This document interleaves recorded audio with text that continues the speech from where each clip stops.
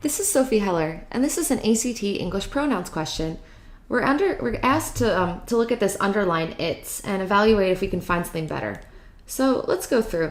Our first answer choice tells us that we have few plays from this transitional period between Theater's tenure at the church and its subsequent home outside the church.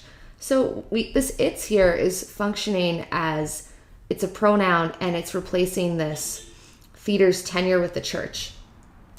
So we want to make sure that we're replacing this correctly and it's possessing subsequent home. So that the way it's functioning is as a replacement for theater and as a way to talk about theater's home outside the church. So our first answer choice with this its with no apostrophe is going to be correct because this word its, its, is already a possessive. So we don't use an apostrophe with it when we want to use it in a possessive form. So this is going to be correct. And let's go through and see why the other ones aren't going to work.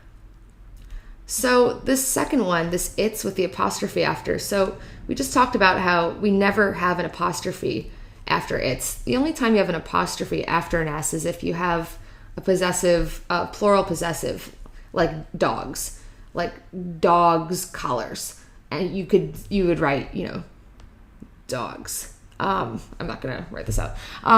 So that's not going to be right. Choices 3 and 4 are showing a completely different word. So this function of it's a contraction for it is. But this isn't what we want here. We're not trying to create another subject. We're trying to just have this its go back to Theater's tenure in the church. So we want it to serve as a pronoun purpose. So these aren't going to be right either, since that's not the appropriate usage of its. So choice 1 is the only one that makes sense.